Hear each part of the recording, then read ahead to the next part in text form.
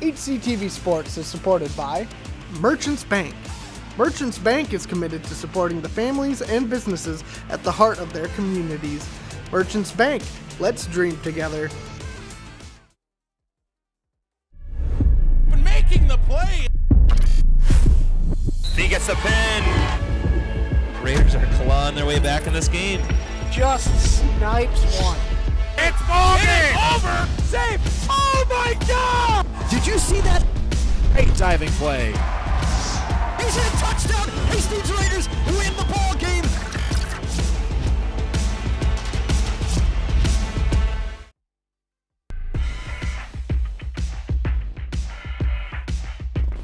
Welcome, Raider fans, to Todd Field at McNamara Stadium, where we have a doubleheader of soccer action coming your way. We're going to lead off with our Hastings Raiders girls soccer program, taking on the North St. Paul Polars. My name is Kyle Kreiser, joined as always by Jeremy Reuter. We have two teams kind of doing different things this year in terms of their record, but a good Metro East showdown nonetheless. Jeremy, what are we going to look for tonight in our first game here against North? Well, you know, conference matches are always important. It'll be interesting to see how fast the Raiders hit it here.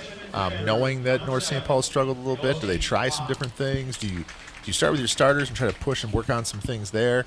It kind of really comes down to what coach wants to do in that regard. Yeah, and we've seen the Raiders throw a lot of different lineups out there. They've had the luxury of playing a lot of different opponents, some that have been a little bit more challenging, some maybe a little bit lesser. As we look at the Metro East Conference, though, you can see that Hastings is 1-0 in the conference, 6-1 overall. Matamidi at the top of the conference right now. They're kind of the top dog right now in the Metro East. They're ranked in the top 10 in the state, with Hill Murray right below them. Two Rivers, a recent opponent for Hastings, who we just beat. And you see South St. Paul at 1-1, North St. Paul at 0-1, and then Simley and Tartan at the bottom. But a lot can change because the conference season has just begun. There's some familiarity there, but there's a lot of teams that, you know, have changed over the time with graduations. The Raiders are a relatively kind of good mix of veteran and young kind of combined into one, but it's all anchored up top with two of their forces, with Keegan McVicker and Sienna Sanchez. They're kind of the oil that makes the engine go. Yeah, and they have a lot of parts to that engine that help out and assist and work together really well. And so it's a fun team to watch, because even when we talk about they switch some of those lineups and move things around, they still have a lot of success. So I expect to see more of that tonight as we move through the game. Yeah, some other key pieces to look for the Raiders. Ellie Magnus on the right flank. She runs that midfield super fast. We've talked about her in prior broadcasts. One of the fastest kids in the entire state. You'll see her going all around the field. You'll see Olivia Erickson in the midfield flying around everywhere. She's kind of a defensive mid-position player that does a lot of the dirty work. You'll see Ellie Levine on the left-hand side run that flank. You'll see Erica Endress in the midfield as well.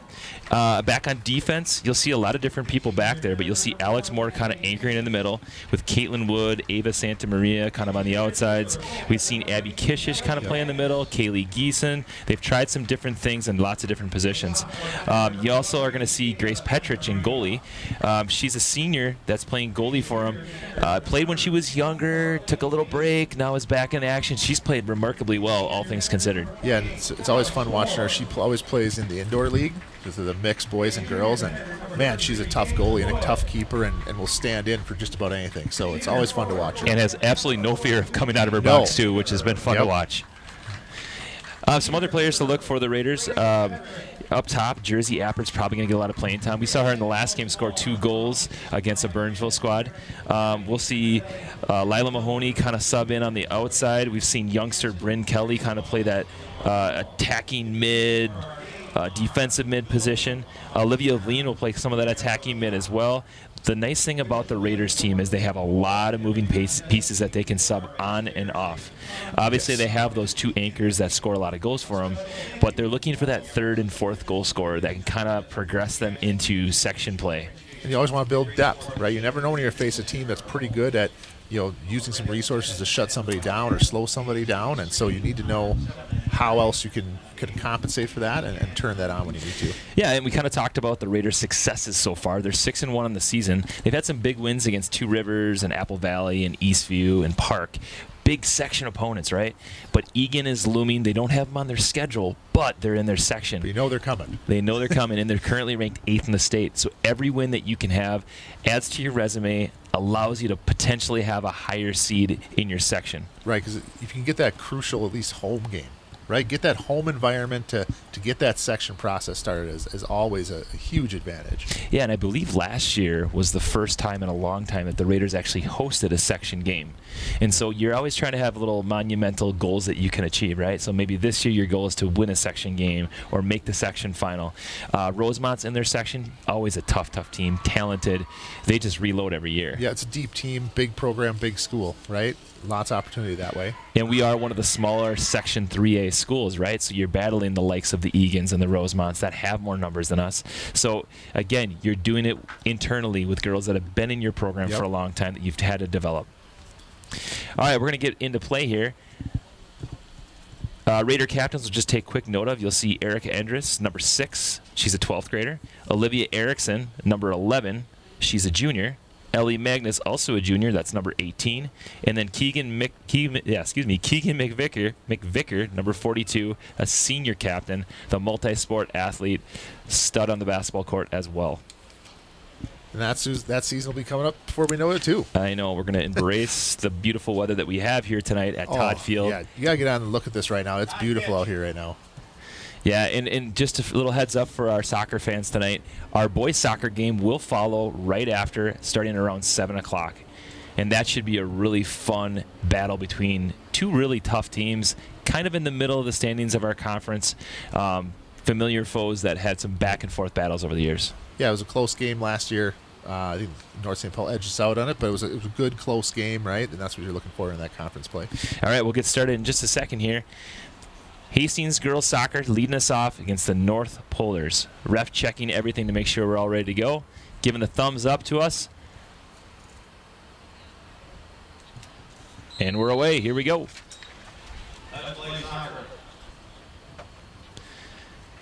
Andrews possessing the ball here down the middle. Lots of open space. Playing it over to Sanchez. Sanchez kind of swings it to her left. She's going to go 1v1. She's got a little bit of opening. Plays it over to Erickson. Erickson feeds it into Magnus. Still on sides. Has some space to cut it back. Plays it to her left.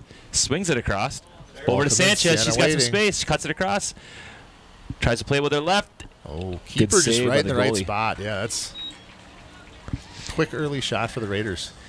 Yeah, you can see Sanchez didn't get enough heat on that shot. Slid it to her left. But goalie right place, right time. Moore flicks it over to Erickson. Erickson plays it back to Moore.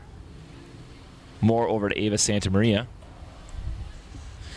Santa Maria back to Moore. They're just swinging around, trying to possess. Magnus has some space now.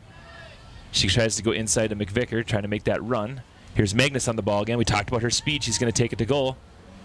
Tries to swing it across. Sanchez just can't link up there. Good idea by Magnus as they swing it back in. That'll be out for a corner kick. Good action so far for the Raiders. Yeah, good follow by Levine on the outside there, always running in and making sure that you're following up whatever's going to happen on that play. And here's Magnus again swinging it in. Just couldn't link up, just a little bit too much pace on that ball. Over to Sanchez. Sanchez with some good looks early on. I think that's going to be a common theme here for a while. Yeah. We saw a lot against Burnsville. Magnus really kind of connecting with her runners. Good ball across, but just a little bit off with McVicker timing that run. The ball go out of bounds. We'll reset for a goal kick. Here it is one more time. McVicker, Magnus, that preferred right foot, trying to time that run. Just plays a little bit behind. Lost the pace on the run. Back to Magnus now. She's on the ball, trying to make that run down that right side again. Always tough for a keeper when you got those outside players bearing down on your passes out, right? Because a little bit of anxiety for a keeper. Yeah, here's her other corner kick taker that we saw a lot. This is Ellie Levine, the junior. She's got a left foot corner that she swings in from that left side and kind of curls it in. So you'll see Levine, you'll see Magnus, you'll see a couple other girls as well take these corners. But here's Levine, tries to go short, goes out of bounds, back for a goal kick. Yeah, if you can get a couple really solid corner kick takers, you're a dangerous team. Oh, absolutely. And then as a coach, if you go to take a corner and one of those players is off on a sub or maybe they're gone that day, you kind of look lost for a minute, right? Yes. Because you're just used to it. Yeah, McVicker trying to link up with Sanchez here. Just a step behind is Sanchez.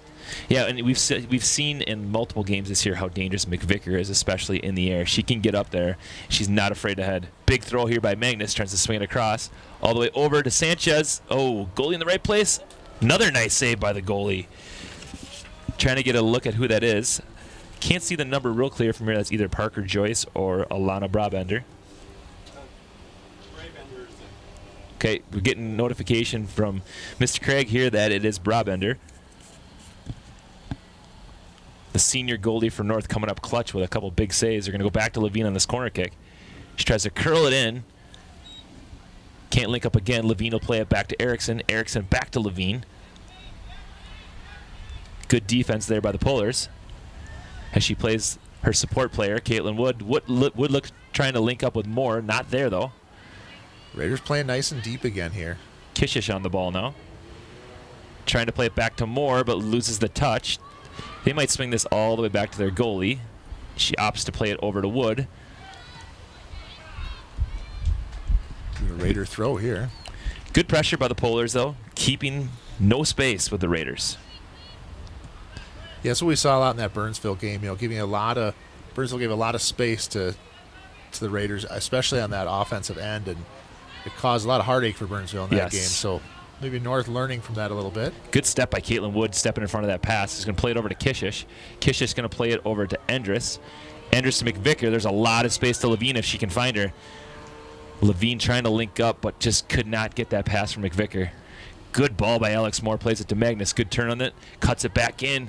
Sanchez is offsides, though. You can see that from here. Way to hold the line by the Polar defense. So you can see they were in unison, nice in sync.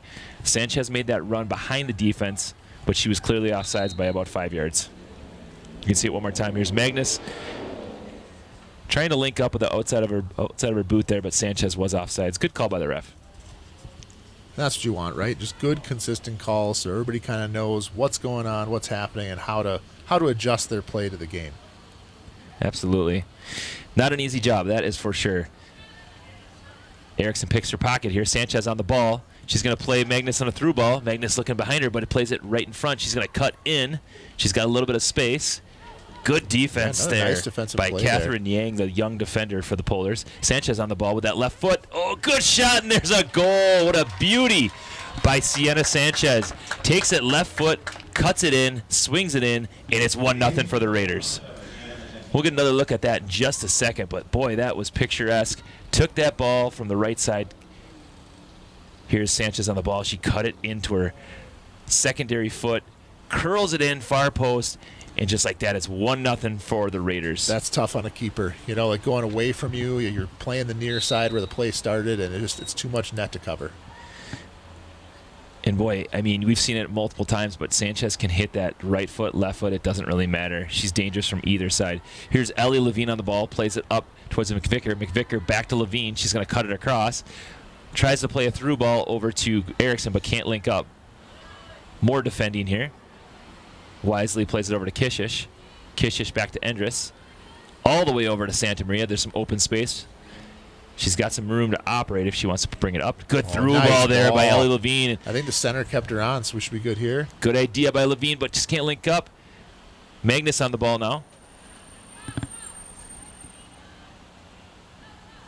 Tries to swing it in with that right foot. One more time, but can't link up again. Oh, nice ball through. Oh, Sanchez with another shot. Is that and Erickson another with the finish. pass in there? Just a nice, just a little touch just to deliver the ball right where it's most dangerous there. Yeah, and from our angle, we kind of lost sight of the passing that was going on here, but you saw that last pass from Erickson into to Sienna Sanchez. Let's see it one more time. Olivia Erickson had the assist on this, plays it over to Sienna Sanchez, and Sanchez just buries it. Same place, different foot this time. 2-0 lead early on for the Raiders. You can see it one more time. A little toe touch, plays it over to Sanchez. 2 touches, back of the net, 2-0 for the Raiders. So about 7 minutes into this game, it is 2-0. Just fixing the clock a little bit here from our end, and we'll get back to action. The referee adjusting time just didn't get the stoppage in when he wanted there. And that's what makes the Raiders so dangerous, right? We've seen it so many times this year. Sienna Sanchez, you give her a little bit of an opening, it's in the back of the net faster than you can blink. There's Ellie Levine on the ball again. And to that piece of, again, just following every play there, right? Olivia didn't have to haul off and really hit that ball, right? It was deliver the right ball to the right place at the right time. Yeah. Good things happen. And just your awareness of your teammates, right? Yep. When you've played together for a while and you're finding success, things seem to be clicking. That continuity, that consistency, the Raiders really have had that going on for the last few games. It's really since the loss to Shakopee that they had here at this stadium, they've been playing lights out. And Shakopee, sometimes you need that kind of game, right, where you play a really good opponent and go, okay, some of the things we were doing kind of at free will with some of these opponents that struggle a little more, now you really need to step it up and develop that next step. Yeah, and I wasn't at that Shakopee game, but I was able to kind of talk to some of the coaches and parents, and they said the biggest thing that they struggled with in that game was the physicality and the fact that they were double teaming Sienna. Oh, great through ball to Keegan McVicker. She's got plenty of space. She's going to take this to net. Let's see if she can bury it. Oh, great save there by the goalie. Yeah. Again, man, she's made some nice saves. See it one more time. You can see this through ball. McVicker plays it with her left foot, tries to switch to her right. That last touch was maybe just a little bit off there, but the goalie really forced her to play it to that far post. Good saving there by the goalie. Got Levine setting up for another corner here. And again, we'll see that preferred left foot of Ellie Levine as she tries to swing it in here. Drives it in there across, but it'll go back out of bounds for another corner kick. Wonder if they're working on that short play. I see Olivia Erickson running in on that one. Looked pretty designed there. Yeah, it seems like 2 of the 3 corner kicks we've seen Ellie have kind of been to that near post. And that could be something that they're working on here. That corner kick comes in again. She floats this one up down the middle. Good header. Just off a little bit for Olivia Erickson. Hey, I'm going to give a shout out to the girls in yellow behind the goal. Those are the U12 girls for HFC United. The girls that I coach myself. So I'm kind of excited that they're here to watch. Cheering on some of their girls that they look up to. In fact, one of the girls in yellow that you might see is another Levine. One of the 7 girls, Levine. We have two of them playing today, and their sisters on the sideline for this half, which is pretty cool. And that's what's nice. We talk about being a little bit smaller school, but you see a lot of similar family names. You get to make kind of a family thing out of it. You can't always do that at a bigger school, right? So it's a kind of a cool feature of being a smaller school. And I can truly tell you, and you can attest to this, having a daughter that played in the soccer program, these young girls idolize them. Oh, absolutely. I mean, my daughter can literally name almost every girl on the team. Yep. And is so excited to be at every game. And if we don't make it, she gets angry at us for not coming. Yep. So I tell you, it's a fun thing as a parent for them to idolize these young student athletes who are just quality kids. I know, like for my son, one of his favorite things to do is to coach the indoor league because it's middle school and younger students, and some of the high schoolers really get into that because it's a good two-way street there. Yeah, and again, I know these are young 11, 12-year-old girls, but they're not far off of being up here. We keep reminding them that at practice, like, hey, you are only 2, 3, 4 years away from this, and this is going to be you someday.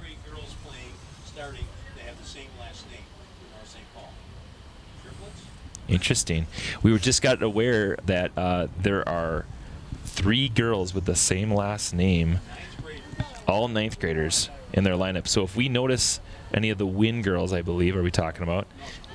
Okay. Clap. So if we see any of the Clap girls for North St. Paul, or if you're listening or watching on YouTube, feel free to chime in and let us know a little details. We didn't get a lot of intel on the team, so just feel free to chime in. Could be 3 players with the same last name. It seem unusual, but you never know. We're open to correction. Absolutely. All right, here's Ellie Magnus on the ball yet again. Seen her running this right side with a long throw-in, linking up with McVicker. She plays it with that preferred right foot. She's going to swing it across. Oh, what a great shot and finish. Off the crossbar and in. Do we dare give Ellie Magnus the assist on that with the throw-in?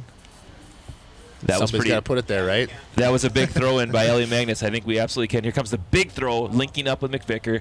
Goes one time, right foot, and bang, right off the crossbar and in. What a sweet finish by Keegan McVicker. That'll take the game to 3-0. And you can see the second line of the Raiders coming in to give them a breather. Yep, pretty heavy substitution here. Yeah, some of the names you're going to see coming on now as McVicker and Sanchez and Erickson all come off the field. You're going to see some different faces. You see Jersey Appert kind of taking over for the Raiders as their primary scorer. She's chasing right now. She's our number 9. You see Lila Mahoney on the ball now. We talked about it in the earlier part of the game that they're going to play lots of different combinations. Mahoney and Appert really play well together. They play club together, and they've been playing for a long time. There's Olivia Levine, sister to Ellie. Kishish on the ball again. Kaylee Geeson now stepping into that center defensive role. Kishish has a little space. She's going to play the easy ball to Levine as she turns on it. See if she can link up with someone. Oh, Levine's going to try to possess. Just a little bit too far. Good turn on the ball, though. Levine's still on it. Good defending by the Polars there. But I love the run there by Olivia Levine, showing confidence to take on defenders. That'll pay dividends in the long run, but showing some success in her first action here of the night. Another good throw. Ellie Magnus with another good launch. Polars able to clear, though. Here's Fiona Myers chasing, able to track this ball down. Good effort by Fiona Myers. As Tavia Graff gets the ball, plays it over to Bryn Kelly, the youngster. The freshman getting some action there in the center. Here's Kaylee Geeson. Got plenty of space. She'll swing it over to Caitlin Wood. Wood just a little long with her first touch. Fiona Myers now on the ball. See if she can turn and operate. She swings it across here to Tavia Graff. Graff going to try to link up here with Mahoney. For a big cross here. Mahoney over to Wood. Nice move there. It goes nutmeg on it. Plays it right through their legs. Magnus on the ball now. She's got some opening space here. She's going to swing it across. Oh, what a good ball. Oh, what a great look to play it far kept post. On sides. I was worried there. I was watching the AR here. Oh, what a great finish there by Fiona Myers. Another beautiful goal by the Raiders. Fiona Myers makes it 4-0 for the Raiders as she buries it in the bottom of the net for the Raiders.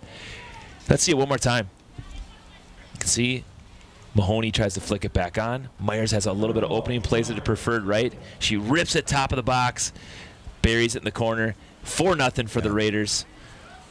Good to see Fiona get on the score sheet. Yep, absolutely. And again, just a good heads-up play, just a nice, confident shot to the corner. Yeah, and Fiona's just a hard-working kid, you know, and you like to see good things happen to good kids. The Myers family, well-known in Hastings. They've had a lot of kids come through our sports systems in various sports. Fiona, also a wrestler in our program, just a tough-nosed kid. There's Fiona on the ball again. She's got lots of options here. She's going to try to play a through ball. Appert on the ball now. Going to play it over to Magnus. Good through ball. Magnus going to save. Cut it across to that left foot. Tries to play it in, link up with a run. See if Kelly can save it here. Oh, it's a little too much. Good idea by the Raiders, though. Yep, nice run. North St. Paul going to sub, get some fresh legs in here. On a hot day like today, you need as many subs as you possibly can. Air temperature in the low 80s, but on the field it's probably a good 10 degrees warmer, and they feel it with that rubber that's heated down below their feet. And you know, Coach, even in the stands, right? You know, that metal reflects a little bit. The whole place just a little bit warmer than it is once you get outside. Yes, absolutely. Good idea there by Olivia Levine to play it across her body. Good touch here by Kaylee Geeson. Very slick with the ball in the air. Petrich's going to play it all the way over to Graff. Graff plays it to Kishish. Plays a little through ball back to Graff. Graff goes one time over to Myers. Over to Levine. Levine going to swing the ball over to Magnus. No one making that run, though. Appert chasing. Magnus on the ball again. Plays it over to Myers. Levine's got some space to operate here. She's going to fire away. Good idea by Olivia. Just didn't have her whole body behind that shot. Was kind of fading away on that shot when she took it. Again, we're seeing the Raiders play really high on the field here. They've been able to afford the ability to, right? The defense has kept them clean, so. Yeah, they've been able to push their defense almost all the way up to midfield. Really haven't been tested yet at this point. We're about 15 minutes into the game, and it's been all Raiders since the jump here. There's Lila Mahoney on the ball. Plays it through ball to Olivia Levine. See if she can put this in the back of the net. Oh, defense just closes fast. Cuts it back. See if she can go one time. Bryn Kelly goes far post. Good idea by the Raiders. And this is what we talked about earlier, right? Like keeping plays alive, right? Giving your teammates a second chance. Just some really unselfish play from the Raiders here. Yeah, I know Olivia Levine, you can see she's kind of visibly frustrated on that. She's got a smirk on her face, but she wanted that back. That last touch was just a little long. I have a feeling she'll get another chance. Yeah. She works hard. So Ellie Magnus on the ball, goes out of bounds. It'll be Raiders throw. We've seen her with a couple just gigantic throws. Swings it across. Bryn Kelly on the ball, trying to cut through. Good defense there by the Polars again. They've been able to close on them for the most part. Hasn't been a ton of openings inside the box. They've been minimizing those, especially at the 6-yard box, minimizing some of those dangerous shots. Yeah, I mean, they forced a couple Raider shots from a little far out or non-dominant feet, excuse me. Here's Kaylee Geeson on the ball. She plays it over to Caitlin Wood. Wood over to Fiona Myers. Myers to Levine, trying to link up one more time. Just can't get that last pass off. Good effort there by Lila Mahoney to chase that ball, get it back in Raiders' possession. Here's Jersey Appert chasing. Gets a little help from the defender there. Makes a good turn. Nice ball over to Fiona. Fiona's got some space, plays it to Levine. Levine trying to play it through. Polars quickly on it. Good touch there by Caitlin Wood. Bryn Kelly now on it. Plays that through ball to Ellie Magnus. Just a little long on it. It'll go out of bounds for the Polars. Hey, this is a perfect time to give a little shout out to our sponsors. HCTV Sports is supported by Merchants Bank. Merchants Bank is committed to supporting the families and businesses at the heart of our communities. Finances should be about listening, learning, and even a little fun. To start your best banking adventure yet, more information is available at merchantsbank.com. Merchants Bank, let's dream together. Again, that community support is so important. You know, we have grandparents and family who can't be here in person. Just, you know, I've talked to a lot of people really express just gratitude that they're able to watch their, you know, siblings, grandkids, you know. Oh, nice beautiful. Shot. Levine buries that in there in the back of the net. Like you said, she had another opportunity. Yep. She took advantage of it, and that was a beautiful one-time finish by Olivia Levine. I'll take the Raiders to a 5-0 score.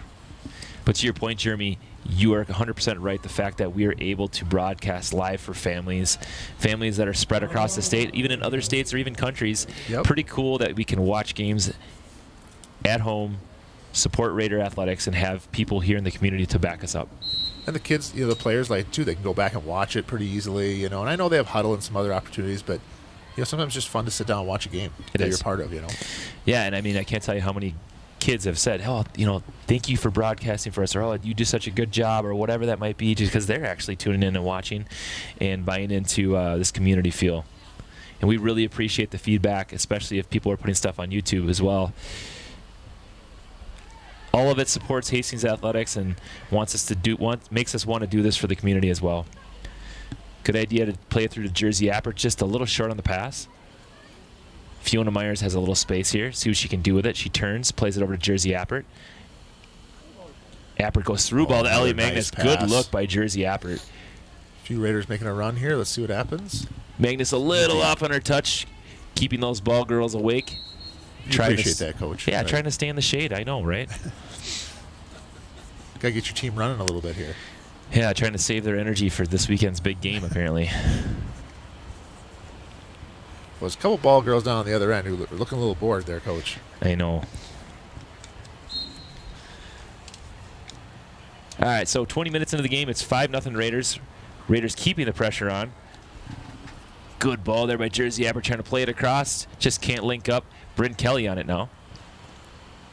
There's Caitlin Wood yet again. She hasn't taken a breather just yet. She's been working her butt off since the start. Kind of running that right side from the jump. Abby Kishish on the ball. She's another one that has not had a chance to take a breather yet. There's Olivia Levine yet again on the ball. Looking outside here. She's got space. Ooh. Tries to play it across, just couldn't link up with Jersey Appert. Good idea, though, by Olivia Levine. Olivia, only a 10th grader. Her sister, Ellie, a junior. There's Tavia Graff running here. Good defending, try to cut in front of her. Kishish on the ball again. Good footwork by Kishish. Well done. Polars bringing a good double team there and just able to escape. Great through ball by Fiona Myers as Jersey Appert has some room to operate. See what she does here. Cuts it back to her preferred right. She's going to swing it in, try to link up. Oh, let's see if they can finish. Good heads-up play by the keeper there, because that was going to be dangerous if she doesn't get that right away. I think Ellie Levine on number 24 was a little surprised she got the ball. It cleared 2 defenders, and it kind of was at her waist and wasn't really sure, do I hit it one time with my foot? Do I head it? Am I expecting it to come through? And sometimes you get those surprise balls as a player.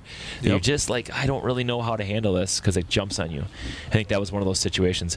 Or you're waiting for a rebound and instead it comes through to you clean, or, it could be a lot of different things. Great ball there by Ellie Levine. She plays it one time with that left foot over to Jersey Appert. Just a touch offsides there. The side just has his flag up here. Sure. Can't see it where we're at, but you can see how he played it over here. Mahoney plays it over. Okay, that's that ball that was kind of misjudged by Ellie. The offsides did occur when Levine tried to play it through to Appert. Appert just a body offsides. I mean, maybe a couple feet off. And as a coach, you're playing to be aggressive there. If you have a player that's a step off, I mean, you want them timing those runs, and if you're timing them well, you're gonna have a couple that you're off by a step. Yeah, you can live with that, right? Oh, absolutely. On that first touch where a girl tries to play a through ball and you're only a couple steps offsides. The ones that frustrate as a coach is if you had like a player walking back late, yes. Like those kind of things. We haven't seen Yes. that out of the Raiders. No. So good ball there to Ellie Levine. She tries to play it across. Just a step off again. They're going to call her Just offsides again. Not by much. I think it's kind of cool how Coach Armstrong switched Levine from left side to right side, try to give a different look, right? Because you have to be versatile in soccer, and you got to be able to play lots of different positions. Love that she kind of put her on that right side, see if she can cut it back with that left, link up with her sister a little bit in the middle. I know that's one thing that on the boys' side, Coach Waggy talks a lot about, is we want versatile players. Absolutely. He talks about how you have to be able to play multiple positions if you want to play for the boys' team.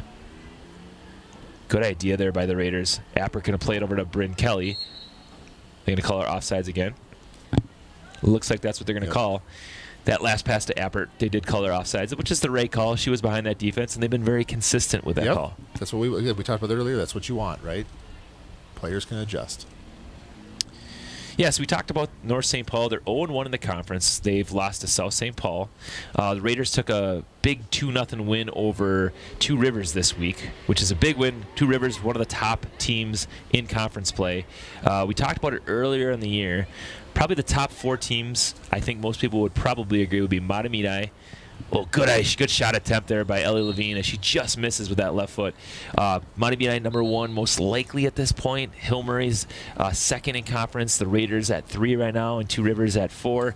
Arguably, you could shift any of those in the top 4. Hastings did beat Hill Murray last year. Yep. Matamidi has kind of been a perennial state power for a long time. They just, again, reload every single year. Until you can beat them, you got to prove it before you can say you're better, right? Yep. So we'll see as conference play unfolds here. Like we talked about, you build confidence, you find things that work. Matamidi, I would say, is probably the number 1 team at this point. Good idea, that back post run. Just can't link up with Mahoney. She's going to try to save it. They're going to call it out of bounds. Yeah, back in for that goal kick. Good idea there by Ellie Levine, swinging it in with that left foot, trying to link up with Mahoney. Yeah, with 15 minutes left, we talked about the importance of building confidence. The Raiders do have a couple opponents that you would say are more building block games that you can kind of, build your confidence in. But work on some plays, work on different motion. Like we said, we have 2 big conference games looming with Matamidi and Hill Murray. They have 2 big non-conference games with Minnetonka and Edina. But maybe arguably the most important game on their schedule might be the Farmington game. Not a section team, but a familiar opponent with teams like Rosemont and Egan. And that's at the end of their season as well. So it's good for those last kind of looks for whoever's making the standings, right? Correct. And I think that sometimes we have games like that are important, even though they aren't necessarily a section team. They're important because they are familiar foes in terms of teams you don't play. It's the comparison you can make, right? Yeah. And obviously there is a rating system in place where you can kind of see where you stack up there. So any game that you can have against familiar opponents does really help your cause for section seeding. Go, good Bryn shot attempt Kelly by with a Bryn great Kelly. shot. Off a double doinker off both posts. It's going to go to Levine. She's got a rip now with that left foot. And now up for a Raiders corner. Like, again, just good pursuit by the Raiders. But, man, that was a beautiful set of shots. Let's see the shot again by Bryn Kelly. You don't see this very often. She hit it off both posts, inside of one, inside of the other, and stays out. Goalie's best friend. Yep. Goalie's best friend is that post, especially in that situation. Lila Mahoney on the corner kick here. Tries to go low. Can't Quick link hands up. by the keeper again. That's, again, one of those dangerous bouncing balls we were talking about earlier, and snags it quick. Right place, right time. We've seen that a couple times where she's been able to just be at the right spot. There's Graf on the ball. Good shielding there by Graf, trying to keep her opponent away from her. She's got space now. Tries to play it up to Appert. Appert on the ball over to Bryn Kelly. Bryn Kelly oh so close on that last shot attempt that she had. Levine going to cut it in. Try to play a through ball to Appert. Appert's looking for it. Myers tries to pull it back, but gets her pocket picked. Graf over to Wood. Wood going to play it up Nice to little Levine. turn. She saves it. Levine looking to play to Kelly. Plays it all the way across to Myers. Myers got a little space to operate if she can get it to Appert. Appert calling for the ball. Just not linking up exactly with Jersey. Jersey's been open. Just can't get that last pass up. Either your head's down or you have pressure from the Polars. But credit the Polars. They've been able to kind of stay on their heels and not allow that last pass to happen. Like we talked about earlier, this is what you're looking to work on right at this point in the game, right? Work Yes. on your timing, work on your passes. Boy, Olivia Levine has really worked hard in that middle, though. She's been all over the field in this first half. Good move by Bryn Kelly. Good ball back in by Levine. Levine's keeping the pressure here. Tries to save the ball, but it goes out of bounds for the Polars throw.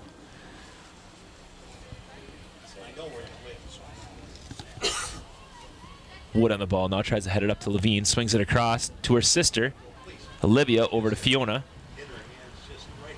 Little traffic by the referee there. Fiona to bring Kelly, going to fire away. Just misses wide again. We've seen Kelly being able to fire a couple shots, though, but this one will go out of bounds for the goal kick for the Polars. Yeah, they kind of switched, it looks like, just from afar. You got Lila Mahoney going from right to left. Levine now on the right side. They've kind of played Kelly up higher. She was playing more of a defensive mid in the beginning. Her and Olivia Levine kind of switched positions, so they're trying different combinations here. Rotate and get a different look. And they've really been able to play their outside defenders up higher. You can see Caitlin Wood almost has a midfield position as well. There's Jersey Appert on the ball now. Plays it over to Ellie Levine. Levine plays it back to Bryn Kelly. Kelly over to Appert. Appert trying to link up with Levine. Goes out of bounds for another Raiders corner. The Polars are holding up well to pressure here, but you can tell it's starting to wear on a little bit. This has been a kind of a stifling offense by the Raiders here. Yeah, they've really packed it in the middle and forced the Raiders to swing it wide and kind of dare them to swing it in and see what they can do. Speaking of swinging it in, Levine will take that left foot, swing it in the middle. Yet again goes far post. Oh, it's back of the net and a goal for the Raiders. Looks like that's Fiona Myers again with her second goal tonight. Just a nice, again, calm Fiona touch. Myers assisted by Ellie Levine.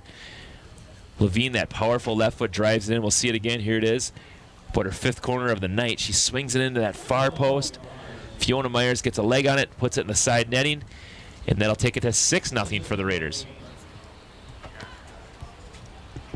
The Levine girls found a lot of success today. We've called their number a couple different times, both as a goal scorer and as an assister here. And we almost 11 minutes left in the first half. Back pass, Jersey Appert picks it off. Going to play it over to Bryn Kelly. See if Appert can get the ball back. She's now 1v1 if she can burn past her. Levine chasing hard here. Using that body well to shield her opponent. Goes out of bounds. They're going to call it a goal kick.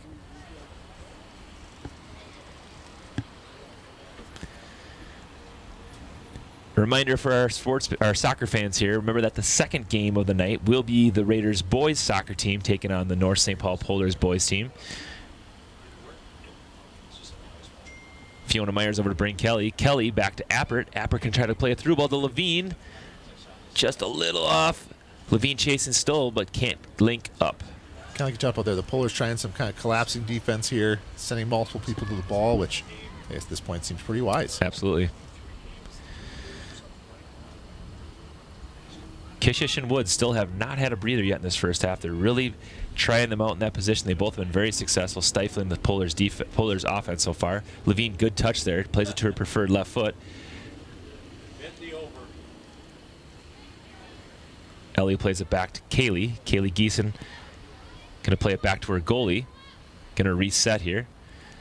Smart play by Kaylee Geeson. You feel a little bit of pressure, play it back to your goalie, get a fresh start, create some space as they swing it all the way over to Lila Mahoney. Look She how plays much it up space to that Jersey. spreads here. Yeah, Just a step offside again, but it really opened up the field and created an opportunity there. yeah, it's smart soccer by the Raiders, right? You feel pressure, you don't need to worry, play it back, swing it around. You can see that the Raiders played really well with each other. They're able to stay wide, and like you said, it created so much space.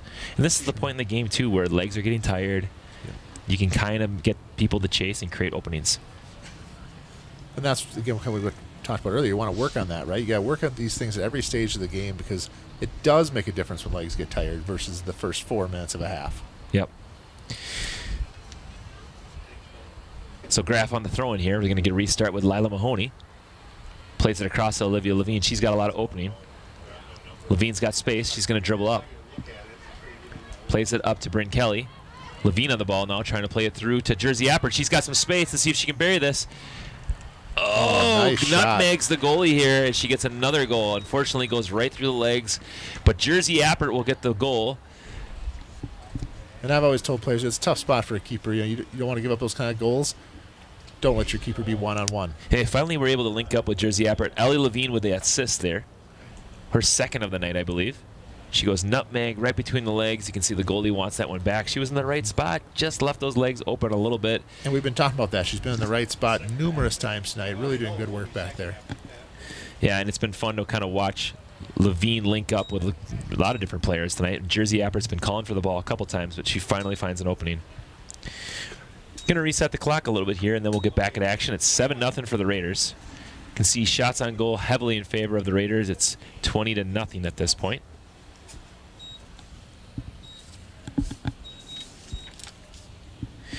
You know a little bit about this North St. Paul team. As you look at their roster, they do have 3 ninth graders and an 8th grader in their lineup.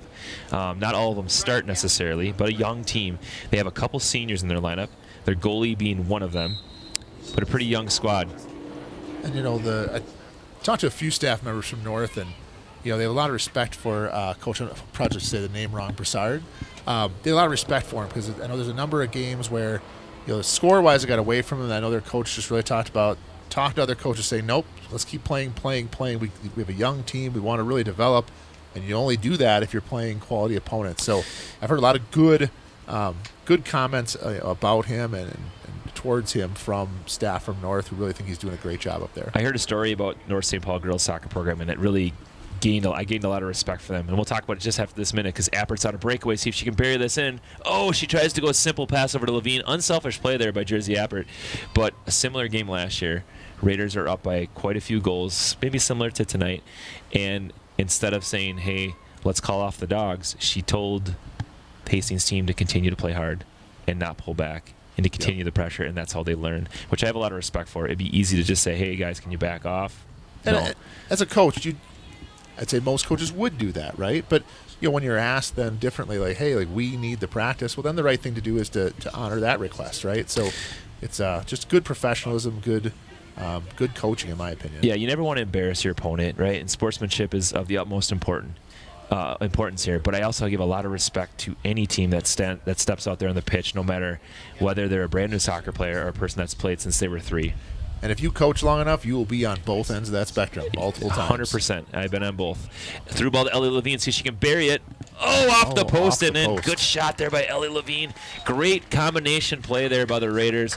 That'll take it to 8-0 for the Raiders. And I think it's important, too, because we talk about it as coaches, right? But, I would say most players have been on teams. Not all, but most have been in that position, right? Where you win some, you lose some. Some you lose by a lot, some you win by a lot. And both are important. Great combination play there. Jersey Appert with the assist over to Ellie Levine. She played a great little through ball. Appert found her, got it on that left foot of Levine, and she buried it off the post and in.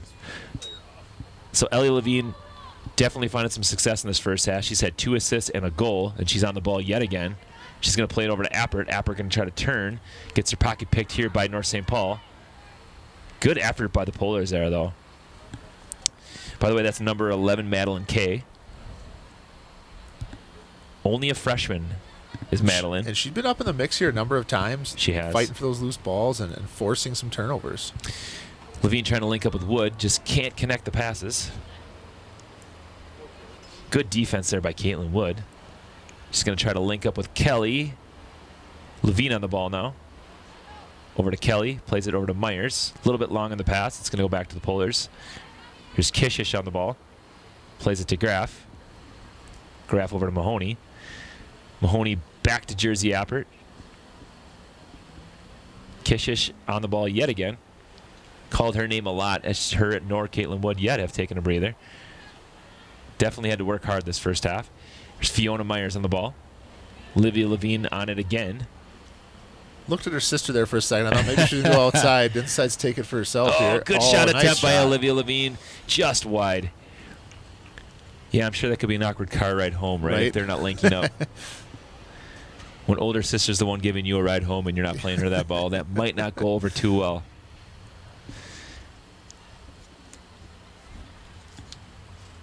All right, trying some kids in some different positions here. Let's see what they're subbing on. It looks like Graf's going to go back over to that position. They're just sliding people over just a little bit different.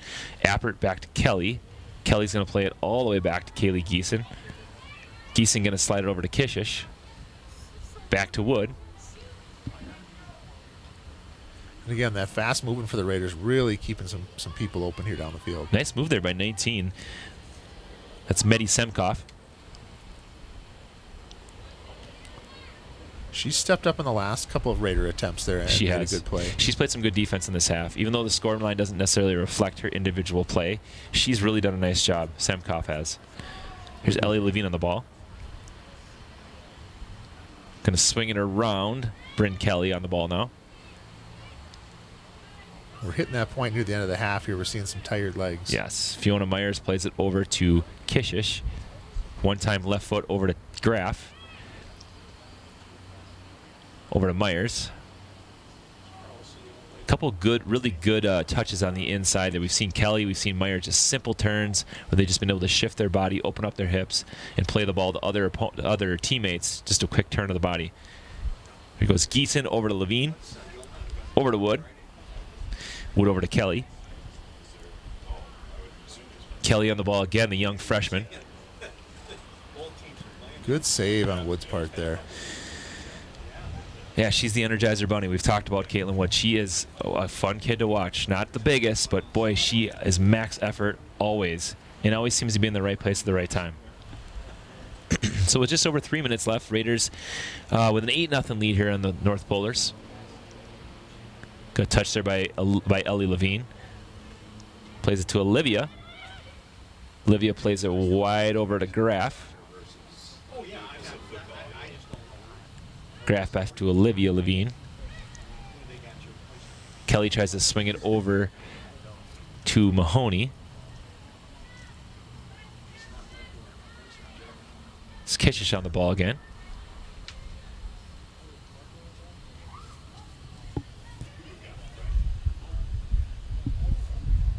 There's Geeson on the ball again. Plays it over to Olivia Levine. Levine has worked crazy hard in that middle of this half. She has been all over the field. Hey, for those that missed any of the goals in the first half, we will do a quick recap near the end of this half and just kind of highlight some of the things that have happened. There's been some really awesome goals, especially in the first 10-15 minutes. So we'll kind of highlight some of those, including a rocket by Keegan McVicker and a couple goals by Sienna Sanchez. Nice turn there by Jersey Appert as she plays it over to Fiona. Fiona plays it through to Lila Mahoney. She's offsides, though. Good defense, though, by the North St. Paul Polars. They've really held their line. They're stepping up. Yep. They really have. As we go under 2 minutes here for the first half of the Raiders girls soccer game here, just going to get a glimpse at the schedule that's upcoming for the Raiders. Their big game is next week against Minnetonka, a top 10 team. It's actually this weekend. That'll be a tough one. An even more important game than Minnetonka is going to be Matamidi. Less than a week away, they play on the 17th against Matamidi at Matamidi. Always a tough place to go in and play. Tough team. Yep, and so I'm looking ahead at their lineup, or their schedule here. They have Minnetonka, Matamidi, Tartan, Edina, and Hill Murray. So 4 of their top 5 next games against some of the top teams in the state. We'll really see kind of how we're sitting after that slate of games there. Yeah. So even though, we're 6-1, potentially 7-1 if this game score holds, things might look a little different in 2 weeks. Absolutely. And, you look at tough teams like that, man, if you can go in and split those games, you're probably feeling pretty good about it if you play well. Yeah, right? Ultimately, your goal is to win every game, but if you can pull an upset in at least one of those games, whether it's a Minnetonka, Edina, or Matamidi, boy, you have to feel good about the successes you've had. Petrich comes off her line. Good clear. Jersey Appert tries to control. She's got space. Swings it over to Lila Mahoney as we're under 30 seconds now for the Raiders. Plays it back to Kishish. Kishish with some room to operate. It'll be interesting to see how Coach Armstrong plays this after the half, and a lot of different theories there, right? Yeah. Do you go back with your starters? Do you kind of keep shifting things around?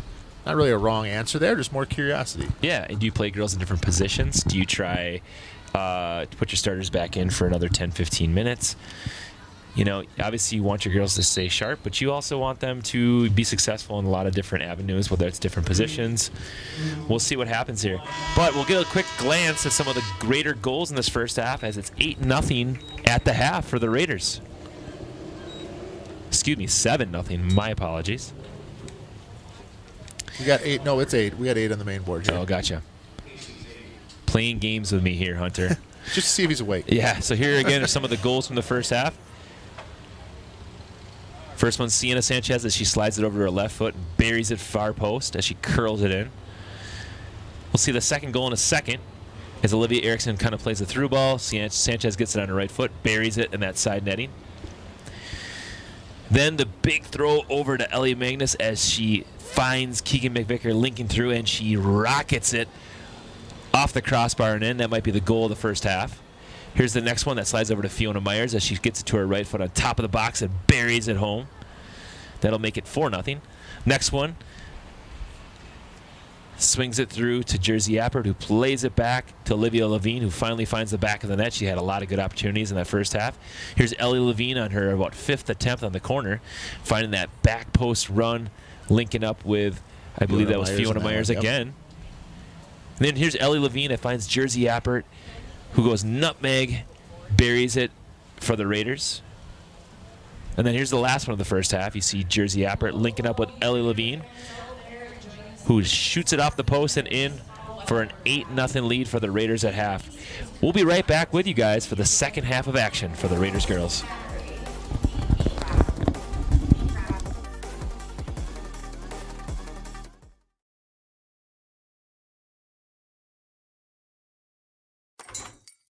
How can I help you today? I don't think I'm in the right place. I have big dreams, like Crab Brewery-sized dreams. I like it. Your bank is very, Cozy? yes. Yeah, I know what you mean. We prefer more personal interactions. We dedicate the majority of our space to our customers' dreams. Wow. Look at that. I know, it never gets old. Wow. This is way bigger than your office. Yeah. He gets the pin. What a move, what a goal! Oh, what a shot, scores! The Raiders, can they get the lip? Yes, they do. Just snipes one. Oh my God! And reaching up and making the play. It's moving. It is over. Looking to throw, and she's going to get the first down. One touchdown Raiders!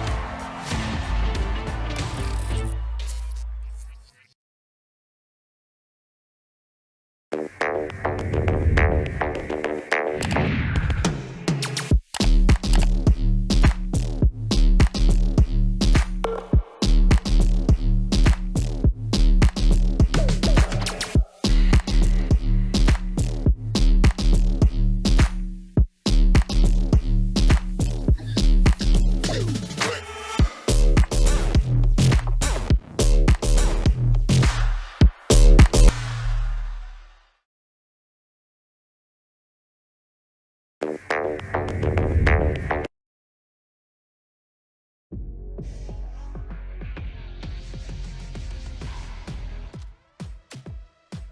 this is Lucas Foss from Hastings, and on behalf of all Metro East Conference schools, we would like to thank you for supporting us. Please remember to show respect and good sportsmanship at all times. We as athletes will always try our best, and you can expect the same from coaches and officials. Mistakes will be made by everyone involved, but please show support and respect through the contest, no matter the outcome, whether it be online or in the stands.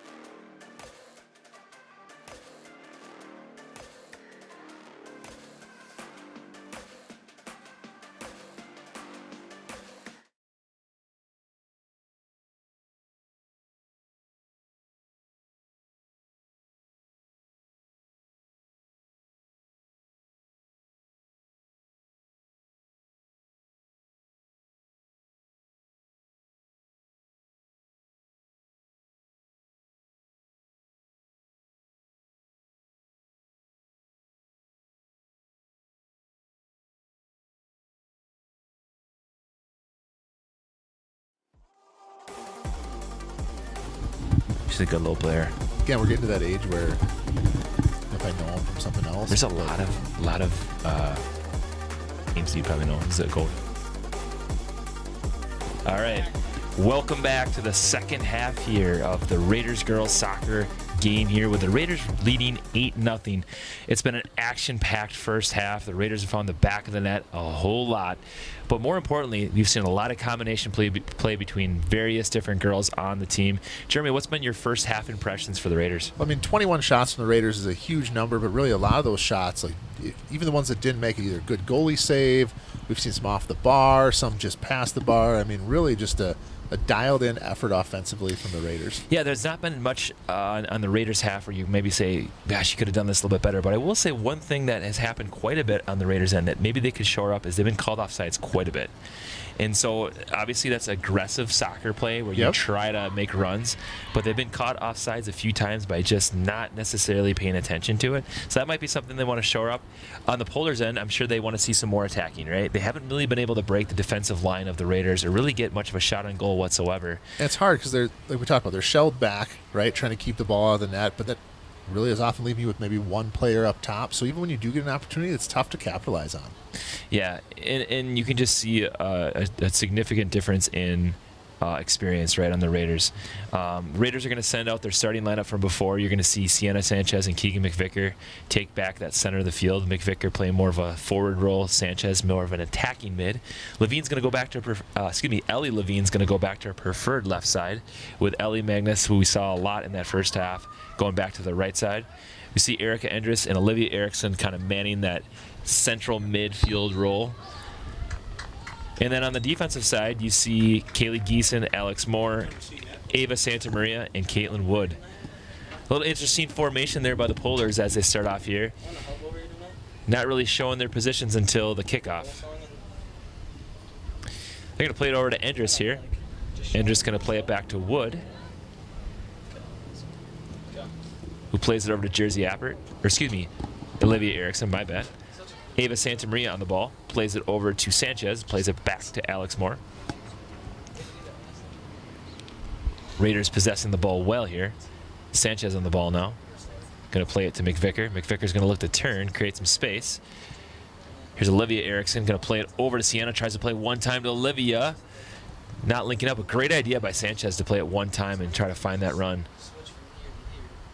Got a few of the Raider boys up here in the booth. They're watching close here, making sure they pick up some notes here before they start. Love to see it. Always great, though, to see our boys supporting our girls' team and vice versa. A lot of these kids have been playing together, even though not necessarily in the same team. They've been around each other for a long, long time. Well, I kind of mentioned earlier, you know, our traveling program here in town does have that indoor co-ed, so there is actually probably quite a bit of crossover here over the years. That's a good point. Yeah, and some of these girls have played on some of the boys' teams, too. But to your point, that indoor soccer league that they run in the winter, always soccer players, one of their favorite times to play. Oh, great ball as they try to go through to Keegan McVicker. Just can't link up. Good defending by the Polars as it goes out of bounds for a corner kick.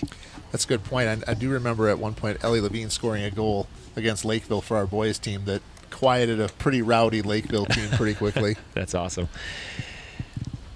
You see our ball girls kind of feeding the ball in here. Here's Ellie Magnus taking the corner kick for the Raiders. Magnus, the junior all-state sprinter, has had a lot of success running that right side of the midfield. She plays it in low and kind of near post. Oh, goes up there, but can't get a full boot on the ball here. And the keeper, again, good quick hands, clearing that ball fast, getting good hand on it. That was Olivia Erickson on the ball there for the Raiders. Alex Moore going to be going to field this kick. Has some space, just an easy header over to Erica Endres. Endres going to play it over to Olivia Erickson. Erickson going to play it over to Santamaria. Santamaria on the ball now. Has some room to operate as she plays Erickson. Nice pass back outside. Yeah, quick passes. A little triangle passing here as they swing it over to Sienna. Sienna plays it to Erickson. Erickson tries to go through ball to Keegan. Can't link up. Here's Sienna through to McVicker. McVicker going to try to bury this. Pulls it over all the way to Levine. Levine going to fire with her right foot. Just a bit high. But a nice play out again. Again, something maybe that coach has to work on, right? You know, like, what do we do? We're in traffic and maybe need to make that pass. Seeing the Raiders work on some things here. Yeah, I think it was kind of cool that Keegan McVicker had a shot attempt, pulled it back, played it over to Levine, who is playing with her non-dominant foot, tries to fire away with that right foot. Good defense there by Andrus, using her body. Plays it back to Wood. Wood over to Moore. Moore to Erickson. Erickson back to Santa Maria. Polar's really getting a lot of their energy back here after the half. Like, they're pursuing good. You see them having a little more presence up top. Yeah, for sure. McVicker all the way over to Olivia Erickson. Erickson going to slide it over to Andrus. Andrus back to Erickson. Erickson's got some space. Good through the ball there by Erickson. McVicker on the ball now. She's going to bury it. Top shelf. Another goal for the Raiders. That'll take it to 9-0 for the Raiders. Good combination play there by Erickson, McVicker, and a great finish. She goes top shelf and buries it.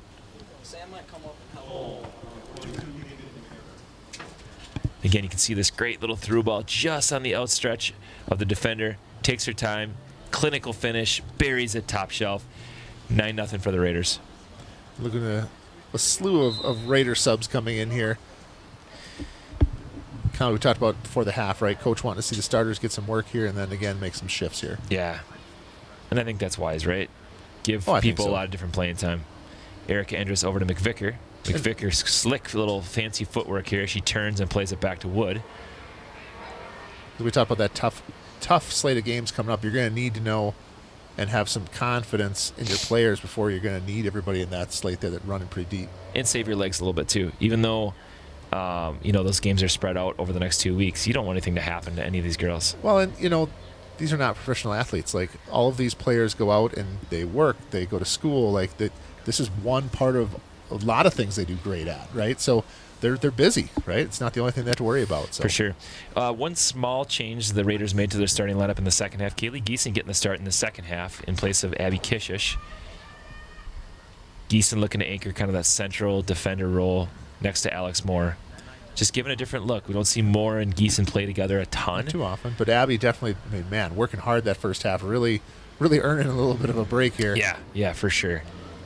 And we'll see how long it is. Maybe she's coming in here too. It looks like just about everybody's off the Raider bench here.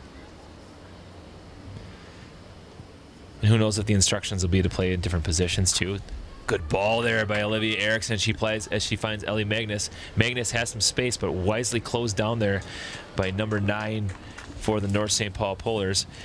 That's Sophia Klopp, the 9th grade midfielder. One for of the Polars. 9th grade Klopps. Yes. Yeah, we see Josie Klopp, Sophia Klopp.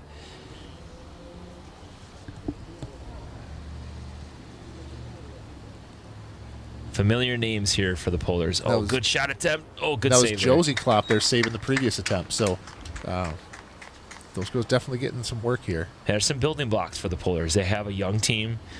We've seen the Klopps play, and we saw their 8th grader Hannah Tor playing number 5. So they got some young players that hopefully they can build off of and, can kind of stay together for a long period of time. And that's a big part of it. Like I said, I know a couple of my boys' teams early on, they struggled, right? And they worked hard, and they turned into a pretty good team, right? They worked together, they stayed together. And so there's definitely dividends to be paid there. But if you're there, you're friends, you're playing well, like there's something in that too, right? Yeah, and you kind of talking about some of these Hastings girls, a lot of them played together over the summer for the U17 girls that actually won the state championship under the Twin Cities Soccer League. So there's a lot of familiarity there. There's a lot of experience there. Yeah. Got a chance here for North St. Paul. That's good number pressure 8. by number 8. Again, that's Wynn, the 11th grader.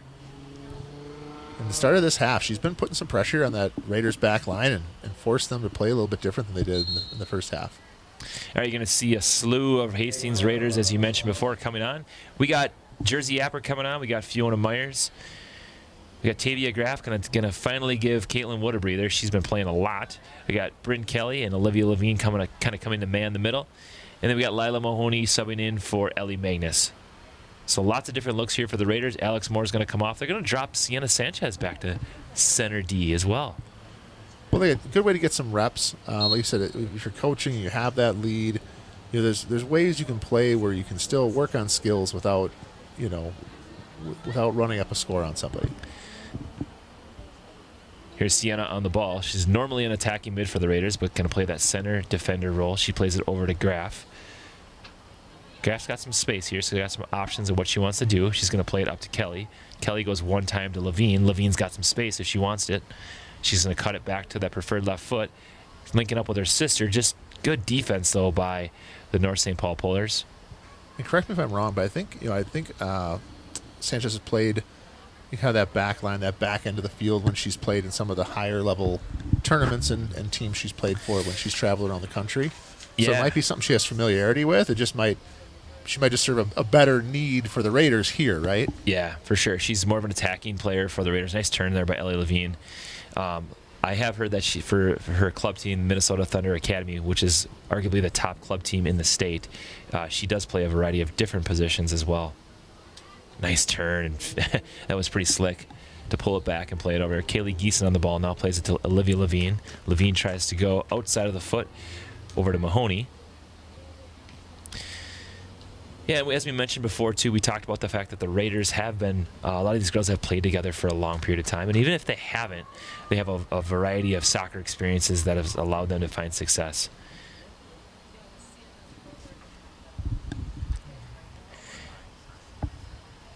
Graf going to try to go a through ball to Jersey Appert. Appert chasing here. We talked about that name before, 19. She's been kind of a stalwart for the Polars defense again. That's Medi Semkov. Again, just force the turn, right? That's a huge play, right? Yeah, it looks like they're going to switch kind of Levine and Graf, maybe slide them back and forth, kind of interchangeable pieces. We've seen Levine play more of a left side mid roll. She may be playing a little bit higher. Here's Olivia Levine on the ball. Just a little long on her second touch. Geeson on the ball now. Good interception. Plays it through to Britton Kelly. Just a little long. Oh, Kelly's got some space if she can get to it. She's got some room here. See if she can bury it. Trying to cut it back. Good defense there by the Polars. It's number 16 there. Yeah. I don't see a number 16 on their roster, unfortunately.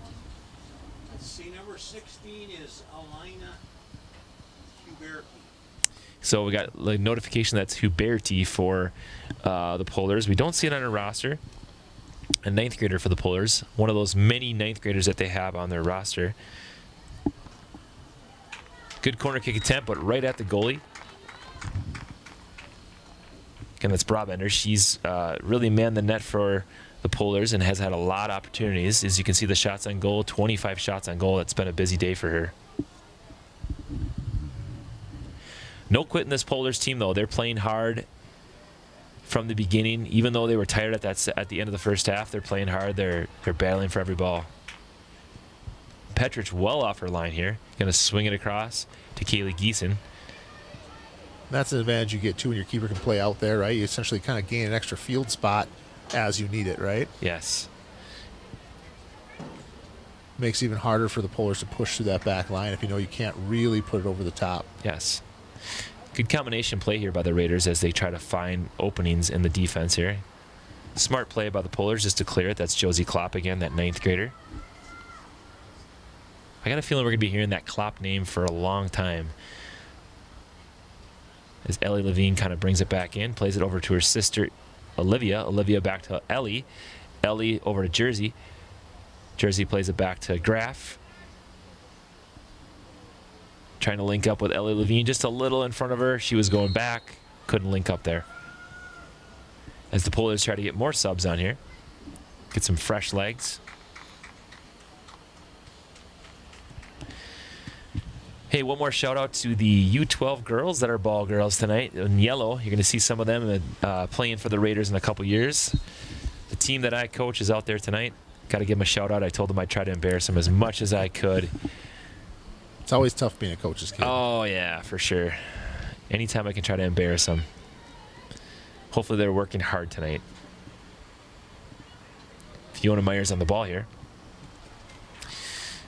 Your kid's in kind of the same boat as my kids, right? Not only do you coach them, you work at the same school that they go to, right? Like, these kids are pretty hardened by the time they make it to high school. For sure.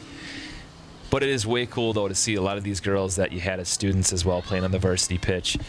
Speaking of that, Ava Santamaria, one of my former students there, plays it across. Fiona Myers on the ball, number 12. Playing over to Britton Kelly. Kelly on the ball, trying to find a way through. See if she can cut it back. Good defense there by the Polars. Good battle there by number 10. That's Catherine Yang, the sophomore defender. Battling hard for the ball.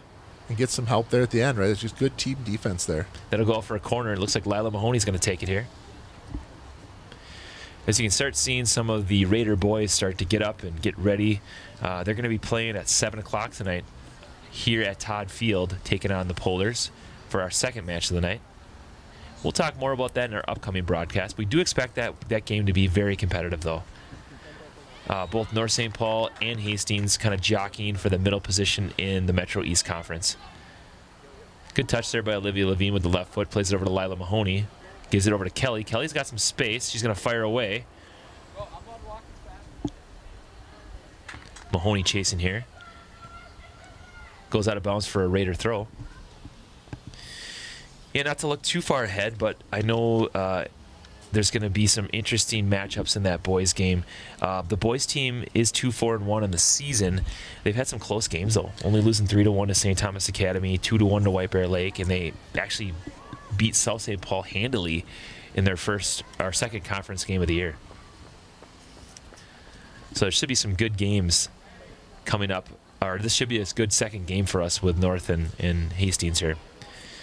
But we're still in action here for the girls going at it here. Plays it all the way over to Kaylee Geeson. Geeson getting significant time in this game, which is great to see. Just a steady rock back there. She always makes good decisions and never leaves the defense vulnerable. Goes out of bounds. It's another Polars throw. Looks like the Klopp sisters are trying to connect here.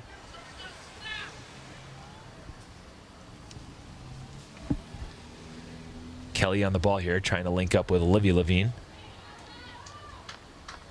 Slides over to Ellie. Graf on the ball, swings it over to Geeson. A lot of similar names in the field right now. Yeah. Right? Like, very short list for us to memorize. After a long day of work trying to teach, this definitely welcomed for sure. Ellie Levine on the ball again.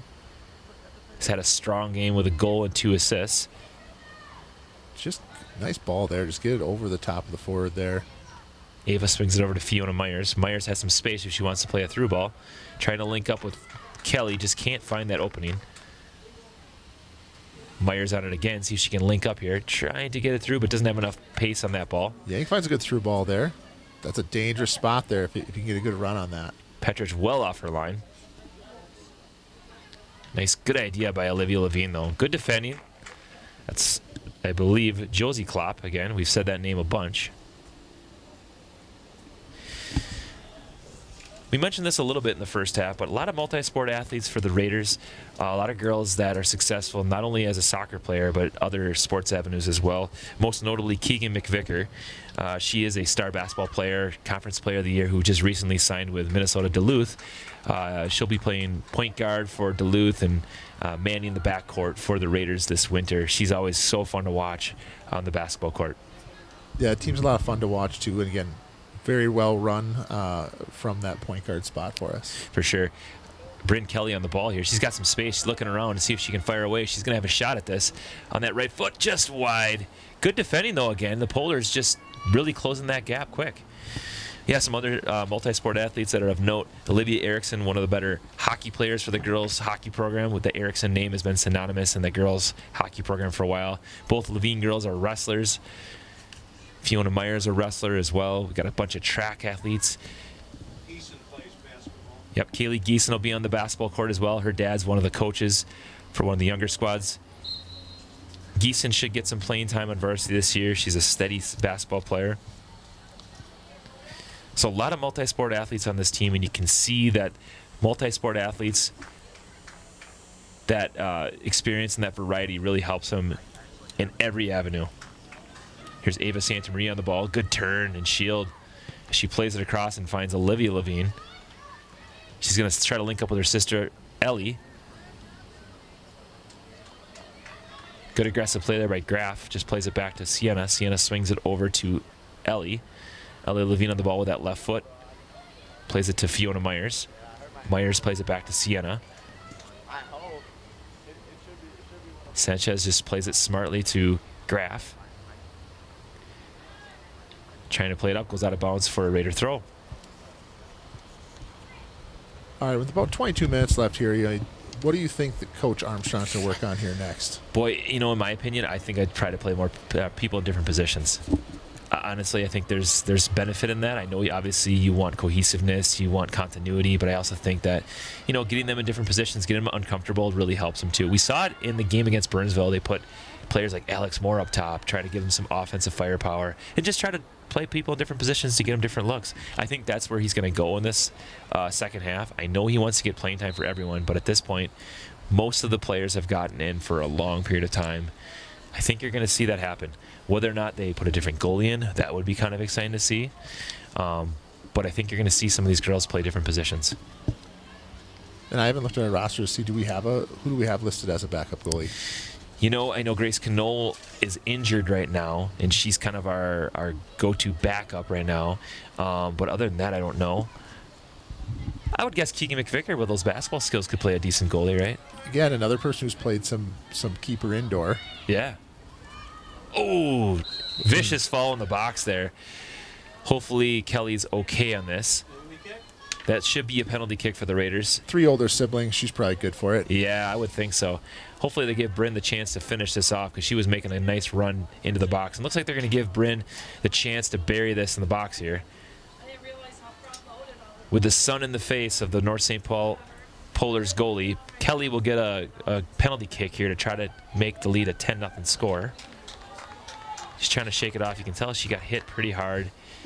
Going down on this turf is no joke. It's not a soft grass field by any means. All right, PK for Bryn Kelly here. Let's see if she can put it in the back of the net. Just slides underneath the goalie. That'll extend the lead to 10-0 for the Raiders. Just able to keep it low enough that she can slide it underneath the goalie. Never an easy thing for a goalie to go low. Well, PK is just being, probably one of the hardest things in sports, right? It's pretty nerve-wracking for a goalie to be looking in that position there. She guessed right? But she just could not adjust her body to get that low. And Kelly had enough pace behind it to put it behind the goalie and bury it in the back of the net. So with under 20 minutes, we're going to give a shout out to our sponsor one more time. HCTV Sports is supported by Merchants Bank. Merchants Bank is committed to supporting the families and businesses at the heart of our communities. Finances should be about listening, learning, and even a little fun. To start your best banking adventure yet, more information is available at merchantsbank.com. Merchants Bank, let's dream together. All right, we're back in the soccer action here. Bryn Kelly getting a little bit of a break after getting that goal there, getting welcome back with some good celebration from her bench there. Yeah, I love it. And we've seen her score a couple times this year. In the Burnsville game, she got, I think, her first goal of the year, and she scores again for the Raiders. The young freshman getting invaluable time. Nice turn there by Olivia Levine. But that valuable time that, maybe it's not that important in this game, but build that confidence down the road. And again, she might have to be an anchor for the Raiders next year. She might be playing that center mid role as McVicker's going to graduate and play some different positions. Oh, good through ball. I love the idea there by Levine as she plays it left foot over to Lila Mahoney. Mahoney chasing, not letting her turn here. Saves it, plays it back to Fiona Myers. Good step by the defender there. They got Caitlin Wood playing up a little bit higher. That's kind of fun to see. Plays it over to Ellie Levine. She's got some space, swings it in with that left foot. Jersey Appert's on it, trying to get Wood a shot attempt. Doesn't want to do it though. I think this is foreign territory for Caitlin to play this high, right? She's trying to keep it out of the net. Yeah. It's just natural at this point. Not used to putting it in the net necessarily, right? She had a shot attempt and just wanted to pull it back over to Ellie Levine. Here's Fiona Myers on the ball. She's got some room. She plays it across to Lila Mahoney. Mahoney going to swing it across. Got a little bit of opening. Are they going to call it a handball? Offsides, that's what I thought. Okay, it almost looked like they had a handball operation there as the ball swung across, but ref on the far side kind of showing us that so as soon as that ball comes into play, right, it's that offsides call then before the handball. Yeah, and she was offsides and then came back in. A little bit hard to see from our side, but good call by the ref. They've been very consistent on those offsides calls.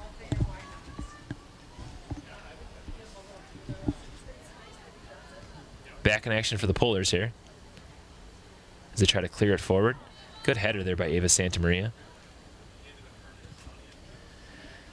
Looks like they're kind of playing Caitlin Wood at like an attacking mid. Looks like they almost have, 4 in the midfield here.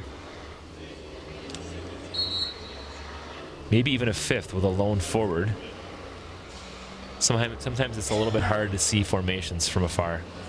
Looks like they're going to drop Erica Endres back to center D now and give Sienna a little bit of a breather. Kind of as we predicted, we're going to try some people in different positions and see how they do. Like I said, force people to use a different foot, maybe work in a different position. You never know what you're going to need. So they kind of have Geeson and Endres kind of playing those center roles. They still have 4 defenders. Looks like they're almost running a 4-5-1. Ellie Levine chasing. She's going to save it here. Swings it across to her sister, Olivia. Caitlin Wood back to her, just a little bit behind her. Olivia's going to swing it back to Ellie. Ellie's going to swing it with that left foot, see if she can link up. Appert's got some space. Oh, she's a little bit offsides. Yeah, you can see it. Good ball there by Ellie Levine, though. Just good patience, setting up a good through ball there.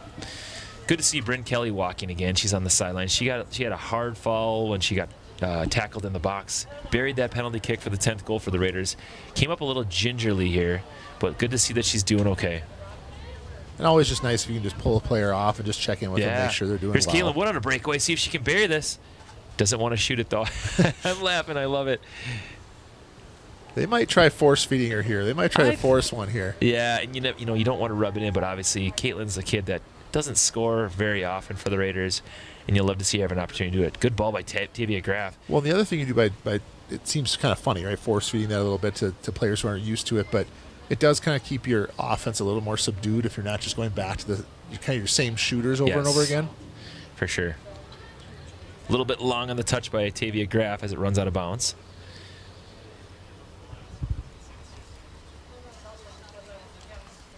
Subs come back in here. A pile of them for North here. This is where the bodies really get tired. It's 10-0 in favor of the Raiders. A lot of tired bodies for the Polars. Try to give people breathers as much as possible.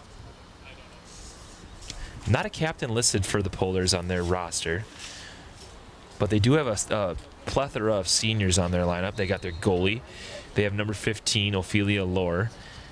And then they also have defender/goalkeeper in Parker Joyce, number 13 as well. So they do have a couple seniors in this lineup. Always good to have that veteran presence and some leadership. Yes, for sure. That's Lily Wynn on the ball for the Polars. That's number 3. Number 17 chasing there for the Polars. Mahoney over to Olivia Levine. They're going to try to swing it all the way over.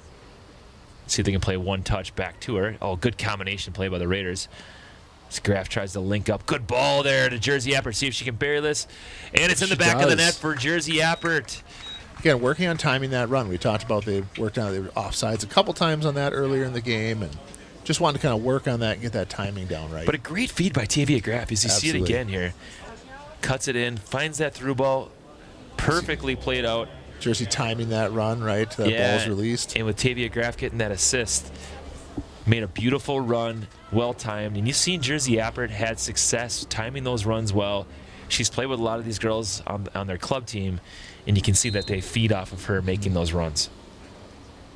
That'll extend the lead to 11-0 for the Raiders.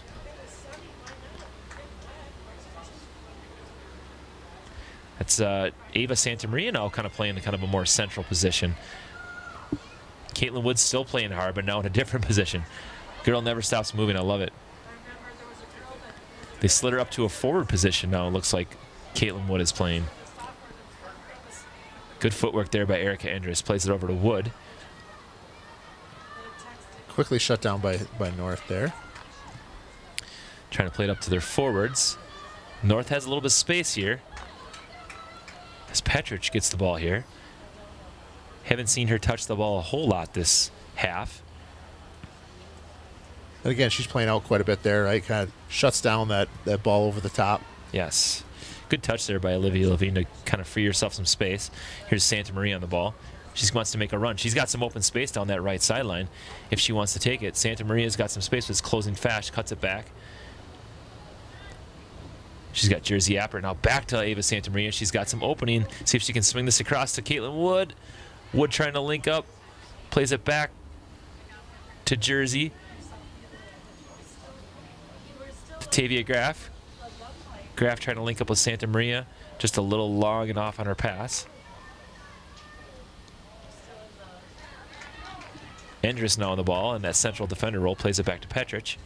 Petrich with some opportunities here. She's going to swing it over out of safety. North pushing the field here a little bit, right? Getting some pressure up. Good turn by Jersey packing it Effort. in for the Raiders here at midfield and making it a little tougher to move the ball. Yes, they are. Endress on the ball now. She's got some options. She's going to pull it back, see what her opportunities are. She swings it all the way over. That's Graff on the ball trying to link up with Santa Maria. Saw Santa Maria make a run down that right side just a second ago. You can tell she doesn't get to play offense a whole ton, so when she gets that opportunity, she's going to take advantage of it. Here's Kelly on the ball, the young freshman. Going to swing it back to Petrich. She's going to play it to Geeson. Geeson has not sat in the second half. She has played every minute of it.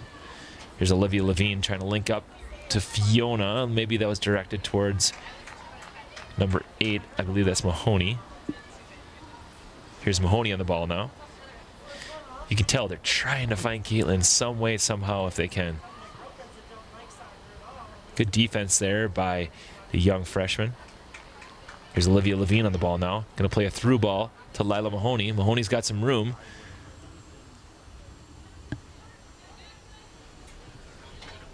Nice defensive play there. Yeah, good slide tackle attempt there by number 10.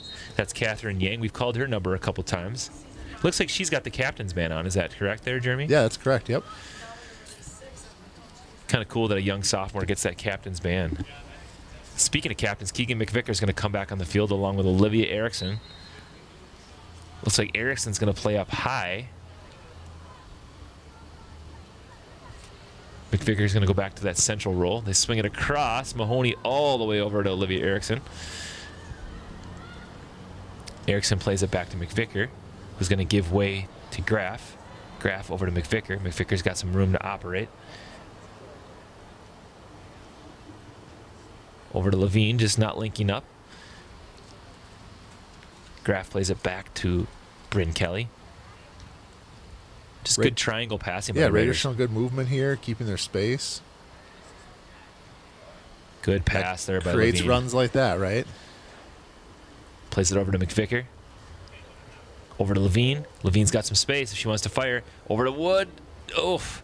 Let's see if Caitlin can fire away. Plays it out to Mahoney. Heads it over. Oh, another doubleheader. I like it. Back and forth combination from McVicker to Levine. Not finding the back of the net, but good ball control by the Raiders. There's Andress on the ball. Touch there. Yeah. Not an easy ball with the sun coming into your face. Playing it one touch. So it looks like they dropped Bryn Kelly back to that center role. They slid Erica Andress over to the left side.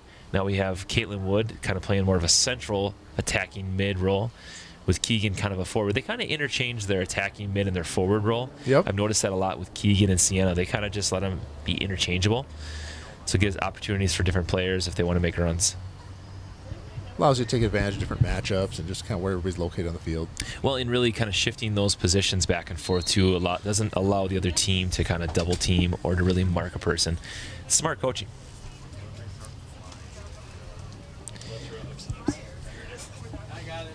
And I think one thing Paul Armstrong has done a really good job of with this team is he's really done a great job of building unity and community.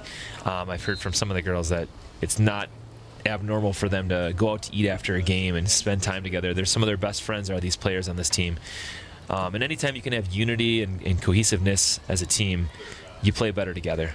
When you spend a lot of time together, if you didn't get along, if you didn't have those relationships, that could make that a pretty big negative for the amount of time you're together, right? For sure. Yeah, and the Raiders have a nice mix of seniors. They have 1, 2, 3, 4, 5 seniors in their lineup, along with Gavin Hansen, who's not playing with a torn ACL. So they got 6 seniors really on their lineup. They have a ton of juniors, so they're a junior-heavy class. And then they have 3 sophomores and a young freshman in Bryn Kelly coming through. So they have a very young team mixed with some veteran seniors as well. Good work there by the Polars there. Tracking down that ball and putting pressure on it. I think Olivia Erickson didn't hear those footsteps behind her. Right. Well, it's just, again, we talked about, like, the Polars are, this is a tough game for them, and they're still bringing a lot of pressure here with 7 minutes left in the game. Yeah, with under 7 minutes left, just a reminder for you guys that the boys team will be playing directly after the girls team. We'll take a quick little break to have them warm up, but the 7 o'clock start time will be the time for the boys game. If we will send out a little link for our boys game in the YouTube chat so that you can hopefully tune in, watch some more Raiders, and hopefully lead them to victory. There's Mahoney on the ball, plays it to McVicker. Quick turn, see if she can play Wood on a through ball. Wood looking for it, see if she can chase. Goalie's coming out, but she can't. Oh, Wood's on it. See if she can bury this with her left foot. Oh, can't quite get there. Had the opportunity here. You can tell she's kind of chuckling on her way back. Keegan trying to link up with her, playing that through ball. Love to see it, though. That's awesome. Just a natural aversion to let the ball go in the net there. Used to defending, not necessarily going. Plays another through ball. See if Caitlin can get there. Oh, I love to see it. But I love that Coach Armstrong's putting those girls in different positions and letting them play positions that maybe they aren't so comfortable with. Keegan on the ball again. Trying to link up with Caitlin. Oh, great through ball. Pass. See if Wood can put this in the back of the net. She's got some time. Chips the Great goalie, shot. and there's the Wood for She was just Caitlin looking Wood. for the right opportunity. Yes. Right? I like it. Beautiful play. All smiles by Caitlin Wood. She puts it in the back of the net. Great ball by Keegan McVicker to find her. Look at as that you can pass see. through. Holy cow. Threads the needle. I mean, that was a point guard-esque move, right? You can tell she's done that a couple times on the basketball court. And Caitlin Wood. I've said it a number of times tonight, right? Just look at this confident, just calm shot. Just perfect placement. Goalie made a good play on the ball. She did. Yep. Good angle. Caitlin Wood all smiles after she gets her goal here.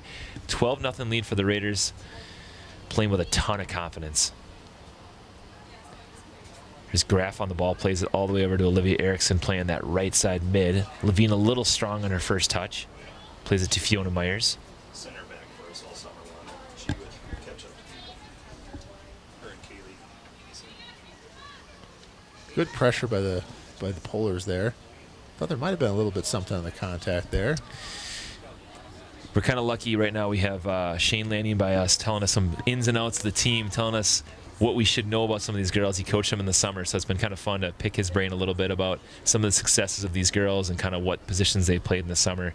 Because a lot of the stuff we don't see, right? Whether it's every day at practice or in the summer, putting in these hours. And these girls really do put in a ton of time to find the success and find the cohesiveness with each other. Good long ball trying to find Erickson. Just can't link up. Yeah, we see it for a short amount of time tonight, right? Now the second game we've called this year, but I mean, they're working every day at practice. Yeah. All summer long, all fall long. Mahoney tries to play it back to Graff. Graff over to Erickson. Over to Levine. Levine tries to play a through ball to Caitlin Wood. Good defending by the Polars, though. Again, that's number 10 for the Polars. We've called her name a couple times. That's Catherine Yang, the captain. Definitely seeing why the team trusts her with that captain responsibility. Yeah, she's played well tonight. I mean, she's had to defend a lot and chase a lot, but she hasn't backed down. She's had a couple good slide tackles. She's played physical. She's played smart. And that's a tough combination to get all three. Yeah. We're at the 3-minute mark of this game. Raiders probably going to get the victory, which will extend their record to 7-1 on the year. And as we talked about, every game importance in terms of rankings, right? Because section seeding does matter.